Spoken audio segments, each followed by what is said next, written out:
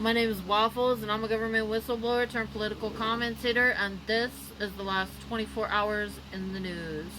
It is currently July 2nd, 2025. Here are the top U.S. news highlights from the past 24 hours. Supreme Court curtails federal judges' powers. The Supreme Court narrowed the scope of universal injunctions, limiting judges' ability to block federal policies nationwide. A move seen as a major win for President Trump's executive authority. The court struck down a ruling that had blocked his executive order on birthright citizenship rights, though the underlying legality remains undecided and lower courts must reconsider their position. The decision triggered widespread concern from immigrant interest groups and families about the implications for birthright citizenship protections. Senate advances Trump's big beautiful bill. The Senate narrowly cleared a procedural vote 51-49 to debate Trump's massive $3 trillion tax and spending package, which extends 2017 tax cuts and funds military and border security.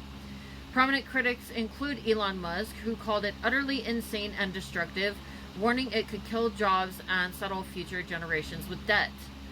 Geopolitical and trade updates. Trump, supported by the Supreme Court ruling on executive power, defended Israel's Benjamin Netanyahu amid the ongoing Middle East conflict, criticizing Israeli prosecutors for continuing trials during the conflict. Trade tensions continue, with the White House halting negotiations over Canada's digital services tax and working on renewed rare earth export deals with China.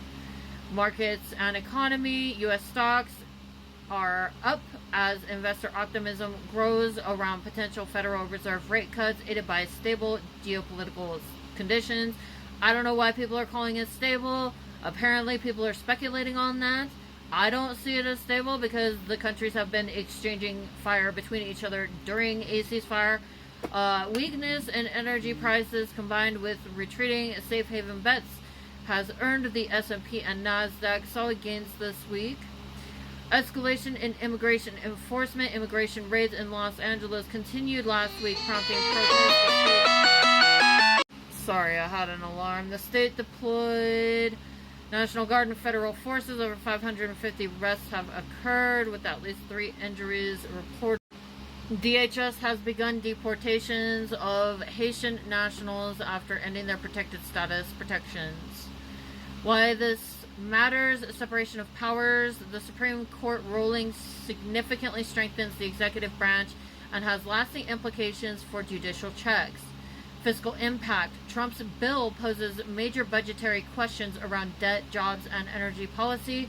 Global posture. U.S. alignment with Israeli leaders and China rare earth agreements reflect ongoing strategic shifts. Public sentiment. Market highs signal confidence, yet underlying unease persists amid fresh social tensions. Today, the S&P closed at $620.45, up approximately 0.44%, extending its record-setting rally amid optimism over potential Fed rate cuts. NASDAQ QQQ ended at $550.80, rising about 0.7%, driven by gains in major tech and semiconductor companies. Dow Jones DIA finished at $444.71, nearly flat, with industrials and value stocks holding steady. Oil market update. Brent crude closed today at $67.61 a barrel, so that is actually an increase from the last time I reported it, because the last time I reported it was at $65 a barrel. WTI crude closed at $65.11 per barrel, also off today and down over the week as the market continued to price out the Middle East war premium and reflect oversupply concerns. Key drivers behind market moves. Fed rate cut expectations. Optimism over potential easing has powered stocks higher, especially in tech. Geopolitical calm. A sustained ceasefire in the Middle East reduced risk premiums across markets.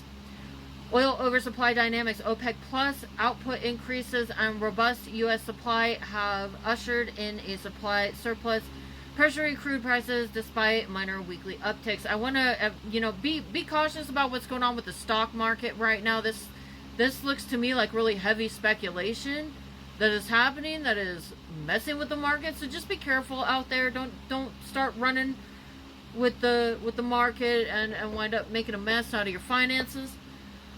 Here's a breakdown of hazardous weather risks across the U.S. today, along with safety guidance.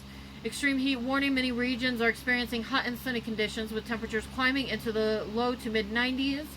Heat-related risks include heat exhaustion, dehydration, and heat cramps, especially for outdoor workers, children, seniors, and pets. Stay well hydrated. Limit outdoor activities during peak heat hours. Use sunscreen, hats, and protective clothing. Check on vulnerable individuals and never leave children or pets unattended in vehicles. Storms are possible later this week. Here are the top international news highlights from the past 24 hours. Global economy at a pivotal moment. The Bank for International Settlements, BIS, warned the global economy faces deep challenges. Rising trade tensions, geopolitical instability, high public debt, slower productivity, climate disruptions, and demographic shifts. A sharp 10% drop in the U.S. dollar and concerns about stablecoins also featured in the BIS's annual outlook. Oil outlook, geopolitical upside, demand caution. A Reuters poll of 40 analysis raised 2025 oil price forecast slightly. Brent to $67.86, WTI to $64.51, citing Middle East conflict risks. However, robust OPEC Plus production and slowing demand growth, 730 kb-d, down from 775, kept prices muted. Cross assets shift, safe haven sentiment changing. The recent Israel-Iran conflict caused unexpected asset trends. Traditional havens like the U.S. dollar and Treasury bonds did not attract flows. Instead, global equities outpaced U.S. stocks and bond yields rose, signaling a changing risk paradigm. Aid strains in fragile states. The World Bank urged more support for countries affected by conflict and fragility, warning poverty, food insecurity, and economic contraction are surging. The U.S. retrenchment in foreign aid and funding adds to these pressures. Mid-year market watch and outlook. As H1 2025 ends, markets are navigating volatility from U.S. fiscal policy shifts, debt concerns, inflation trends, geopolitical risks, and central bank uncertainty. Investors are reallocating to Chinese tech, gold, and European defense stocks amid waning confidence in U.S. dollar dominance. Economic fragility. Policymakers must juggle debt, inflation, trade disruption, and climate impacts. Investor behavior. Shifting sentiment away from U.S. safe havens could reshape capital flows. Oil markets. Geopolitical tension may support oil prices temporarily, but oversupply looms. Aid and stability. Fragile nations need sustained support, but donor fatigue is rising. Strategic pivots.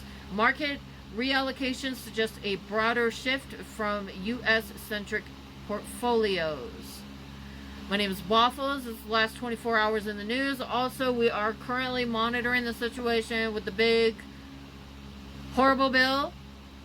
And I'm still waiting on a gavel. So we still do not have an announcement as to whether or not there is going to actually be a vote, a final vote tonight. However, Trump and Mike Johnson are making statements claiming that there will be. So I don't know. We're still watching. I hope that we're not going to be up all night. I hope that they're not going to do this in the middle of the night. But we're still monitoring the situation. No idea what's going on. But I'm expecting that this bill should probably be decided on within the next 78 hours. At least. My name is Waffles. And this is your Daily News.